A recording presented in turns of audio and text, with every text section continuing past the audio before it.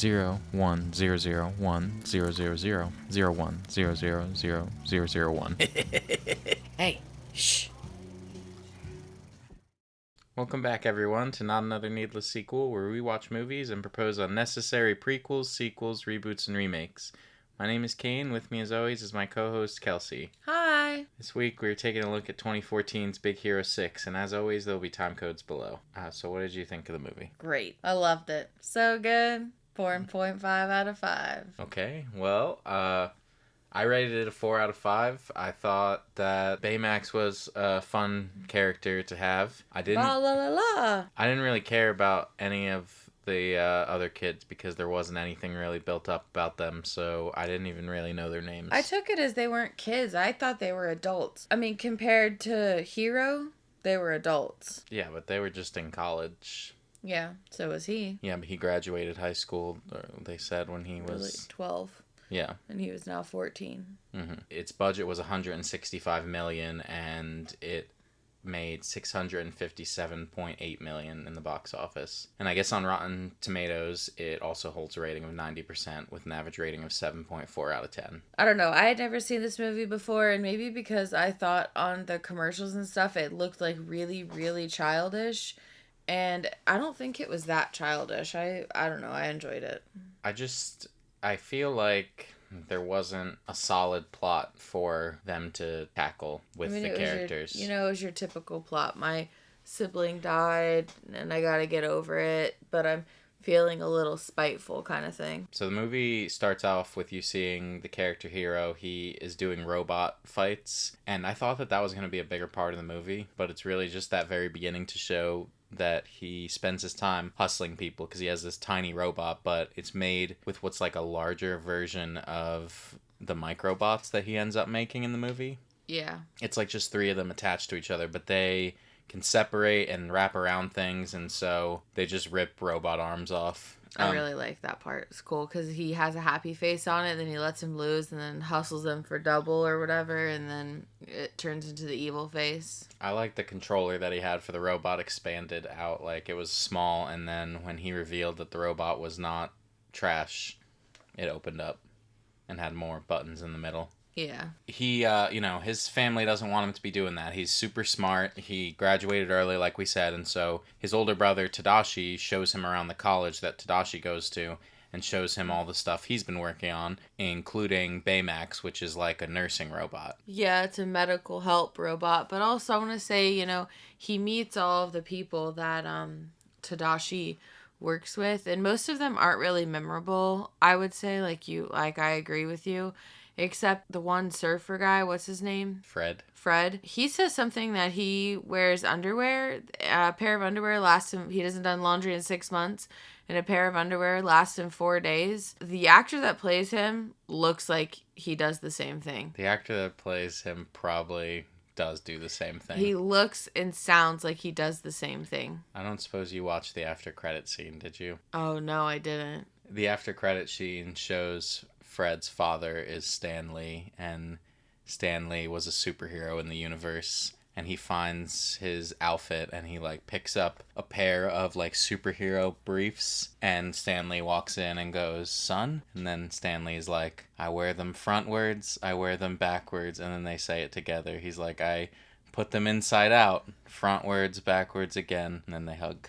That's disgusting. I was wondering why there's 8 minutes left when the movie ended. That's also why he's rich, because they mention in the movie that he's rich. But anyway, Baymax, you've probably seen the character. I mean, he's just a big white marshmallow, basically, in the very beginning. Baymax's movement was actually modeled after, children with full diapers.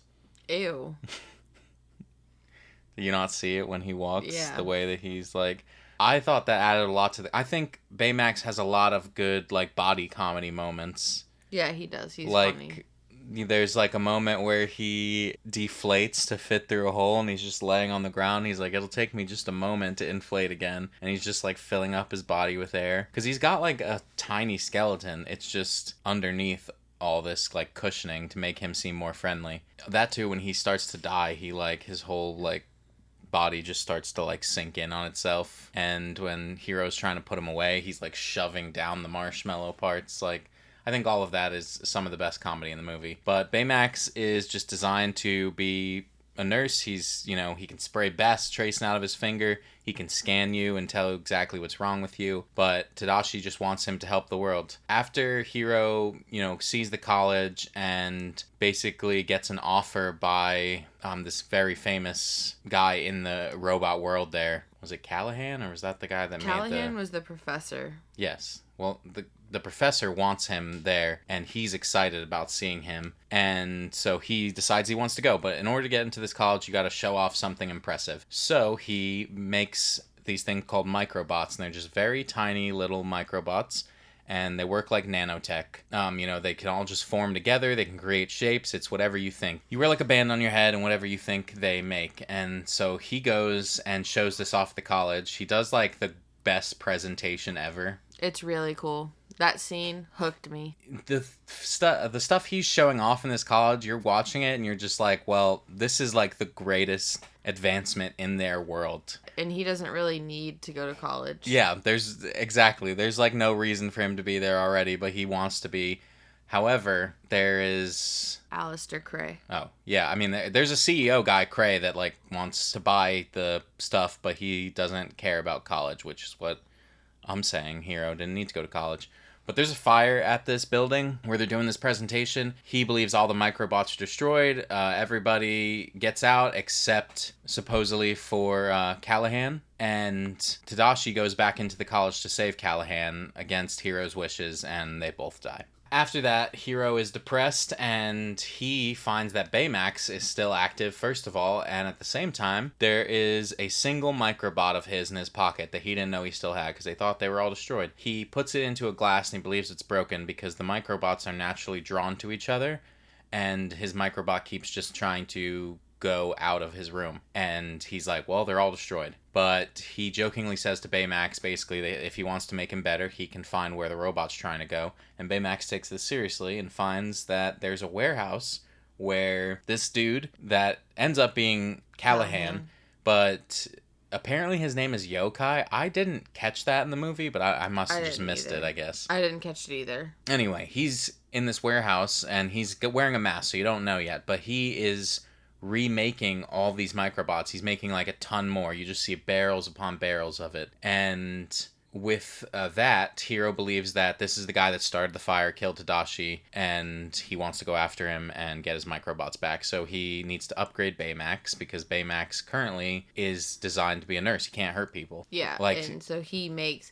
I thought it was a cool ode back to his other microbot robot with the green face and the red face, because he makes a red chip, and the green chip is what Tadashi put in for the programming on Baymax to be like good and help. Yeah, and so he has several spots for chips in his, in his system. And so Hiro just adds in this fighting chip to Baymax, so now he knows all these like moves from a movie. I think he specifically learns karate. Yeah. Meanwhile, also, the friends that he met of Tadashi's earlier, who apparently were his best friends, they see what's going on and they want to help. And so with Hiro's help, they all basically become superheroes. They all get their own like super suit based on kind of what they're into, their own personalities. I really like that scene because in like 2 minutes he made all of their already known inventions better. Yeah, he's like Iron Man or something. Yeah. Like, it's crazy how he improved everybody's stuff. He doesn't need college. Speaking of Baymax, though, because Baymax's design, like I was saying, was like a big marshmallow, and he comes up with this armor for him that kind of slims him down, makes him more superhero-y, maybe. Uh-huh. But with Baymax design, if you see his eyeball, like he doesn't have a mouth, he's just eyes, and then there's like a line across his eyes. The line across his eyes and those two like balls in the end, it's based on a traditional Japanese bell. That's how they designed his head. Also, when he's testing out his new armor, he has like these fists, these rocket fists that he can fire off, and he fires a rocket fist into a statue, and it's Hans from Frozen. Oh, I don't think I noticed that. I mean, it's just... it's like a 5-second scene of his statue, then it gets exploded, so you don't get to see it anymore. Anyway, with these upgrades, they go after him, and honestly, I think they're ass as a team. Yeah. They did horrible. They just... I think that was the point, though, because that was the climax and the turning point of the movie. Yes. But they find out that it's Callahan, and there's a whole backstory where Callahan is doing this because he wants to kill Cray, the CEO, because Cray let his daughter go into this experimental teleportation tech when he said it wasn't ready, and his daughter is supposedly dead and gone forever. So Except yeah, she's not, but that's towards the end. But Callahan doesn't know, and so he's trying to kill him, and he's using these microbots because I guess this is just the best deadly invention he's ever seen. Never heard of a gun, and just walking up to him like, "Oh, hey, good to see you again." boom. Dead. Yeah. Instead, you're doing this big, complicated plan. And once Hiro finds out about this and he confronts him, Hiro says something about Tadashi's death, and Callahan's just like, hey, tough shit. Like, I had to do what I had to do. Which pisses Hiro off, and he tells Baymax to kill him. Baymax is like, oh, well, I can't kill because I have this chip right here. You see, this is my heart and who I am. And Hiro takes it and just takes it out of him. And so Baymax is left with only this fighting chip, and he like goes into like instant kill mode. Like his eyes are glowing red, and he is just focused on trying to kill Callahan. Playing like crazy serious music like that, Evil Baymax was kind of scary. Evil Baymax was scary. And it reminded me of Iron Man chasing down Bucky. Like, oh yeah, when he's climbing through that rocket tunnel. Oh. And he's like he broke his boot, so Iron Man's like having to like jump up, and he can't aim because his helmet's fucked up, and so he just shoots the missile and closes the whole door on him. Yeah.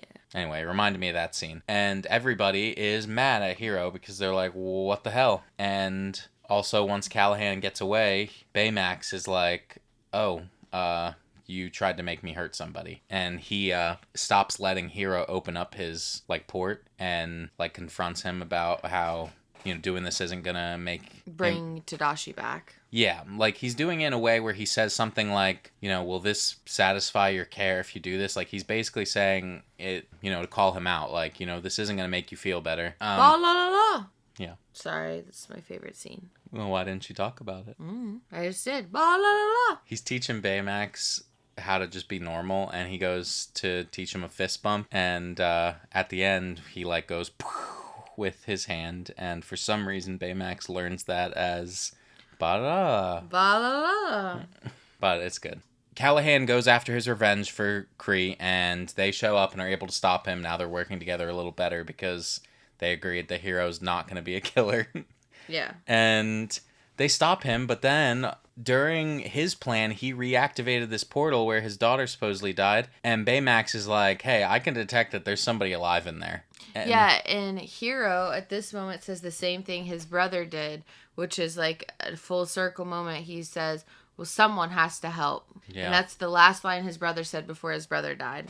So Hiro goes into that portal with Baymax. Yeah, and they find Abigail and bring her out, and now, you know, Callahan did that shit for nothing, basically. He still goes to jail. He doesn't get out off. He should go to jail for He didn't what get he out did. for free. Yeah, but inside of that portal, they're not able to get out with Baymax because Baymax's suit gets smashed up and he's the one flying them around. I don't know what Hiro's suit does. I don't know. Hiro's either. suit seemed like it didn't do anything like everyone else's did. His just had spots for him to latch onto Baymax. Like, truly, his power was riding Baymax's coattails. Yeah. But because his suit's damaged, he can't fly them out of there, and he's like, but I can activate my rocket fist, and you'll take that out. But he has to sacrifice himself, and it's like such a sad moment, because he says, are you satisfied with your care? Yeah. And that's like that's like his programming, where he has to ask that and be told you're satisfied with your care, so he can shut down. Yeah. And, you know, they say yes, and he launches the rocket, and his body just goes. Now, luckily, towards the end, you see that Hiro still has the rocket fist, and he has it in his room, and he notices in the hand is the chip, the nursing chip that Tadashi designed, which I keep calling it a nursing chip, but they make a point where Tadashi's like, this chip is everything that Baymax is. Like, this is him. It's his personality. It's everything. Yeah, he just had a vessel. Yeah, so he's able to create another Baymax, and in the end credits, you actually see that they like go on to be superheroes and continue. You see like newspaper clippings and stuff about them all Yeah. as a team. Which I gotta say, I did not at all get the vibe that they were gonna continue being a superhero team. I They didn't didn't either. seem like they wanted to. It was just about saving Tadashi. I Like I agree. was super like, oh, I just thought you guys would all go to college after this because you guys were not good at that. I actually thought that too. But I did like how the ending was done in sort of like a comic book style, and also that Immortal song works really well for it. It did. I really enjoyed this movie. Like you said, there's parts to it that don't make sense. The side characters are really just side characters. There's nothing deeper to them, Yeah. which I think could be improved on. I mean, they changed a lot because Big Hero 6 is a Marvel comic to begin with, but it's not.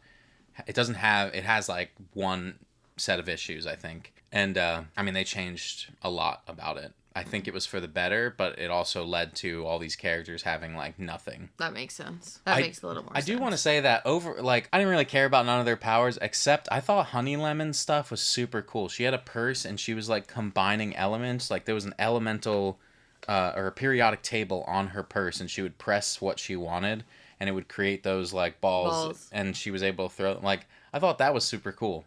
The rest of them, I don't. The one girl like was just that she could kind of go fast, but it wasn't that fast. She had some roller skates. And the guy was a monster, but he just had a flamethrower. Oh, he had a super jump. I think in the comics he's actually a monster, like he's not a person, Oh. and they just changed that. Anyway, so since 2015, there have been several people claiming a sequel was in the works, and No game? no. Oh, okay. The only game I could think of is could they handle this that this group of superpowered people handle? And everything I thought about, I was like, no, No. they would get Yeah. fucking wrecked. The answer like, to everything is no. it's just they're not a very good team. It's like I said, I didn't even think they were going to be superheroes. Yeah. Anyway, since 2015, there have been several people claiming a sequel is in the works, and there have been 2 separate animated series based on the film. But do you think there should be a sequel to this movie? No. Why not? I think it's good the way it is. So what's your pitch? Did you not come up with a pitch line? I keep forgetting. Want to see more? Awful. Go ahead. Great.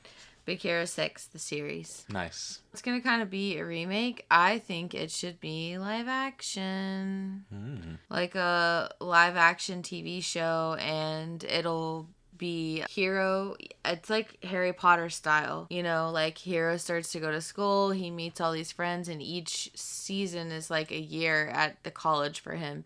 And throughout that time, you'll have flashbacks in the first season as to like how he met all these people and how Tadashi died. Baymax will obviously be there to help them.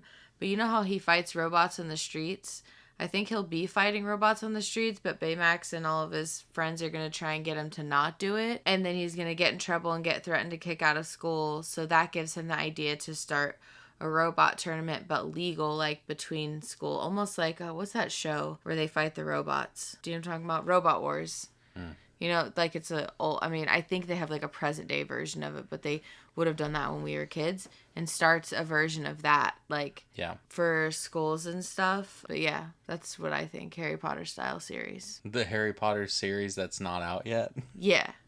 In the style of a series that doesn't exist. Correct. Okay.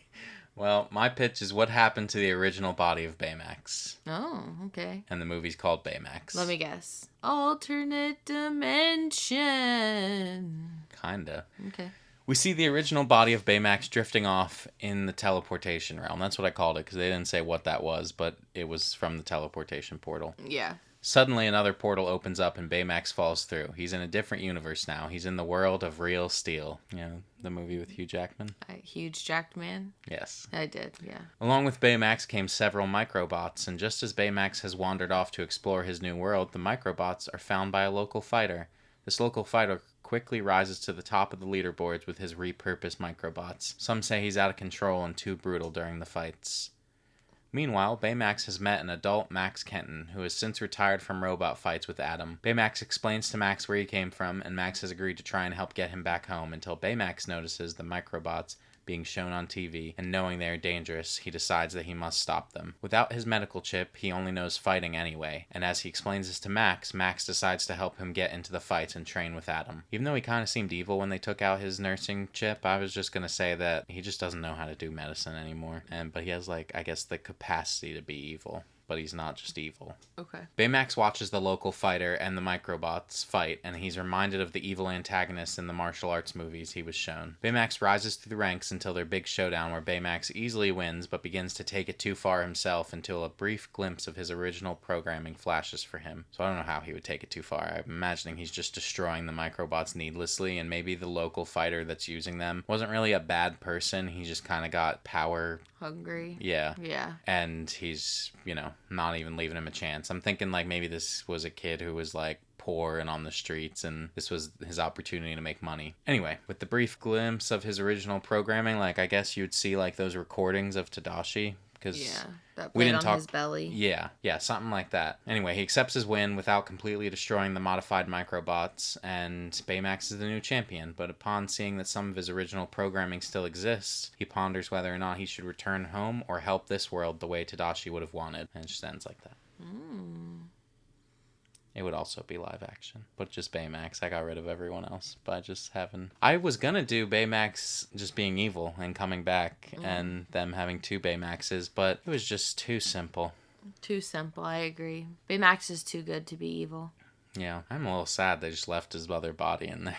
I mean, there was no way to get it out. Could be a sequel where they go in there to get it out. Could be. Anyway, thank you so much for listening. We do so appreciate it. If you want to talk movies with us, you can find us on TikTok, Instagram, Letterboxd, Threads, and Blue Sky. We are Nanspod everywhere. Nanspod? If you'd like to vote on whose sequel idea was the best, come by our YouTube channel for the polls, or you can let us know your idea across our socials or at needlesssequel@gmail.com. Links, as always, will be wherever you're listening. If I could ask you for one thing, it's to share our show with someone and leave us a review. That is how we get new listeners. Of course, I also ask that you come back for more Needless Sequels. Next week, we'll be watching Neighbors 2 Sorority Rising on HBO Max. Electric Boogaloo? I literally said the subtitle. Oh. I said Neighbors 2 Sorority Rising. Oh, wait. Neighbors 2 Electric Boogaloo. Take care of yourselves, everyone. We will see you next week. Ba la la la.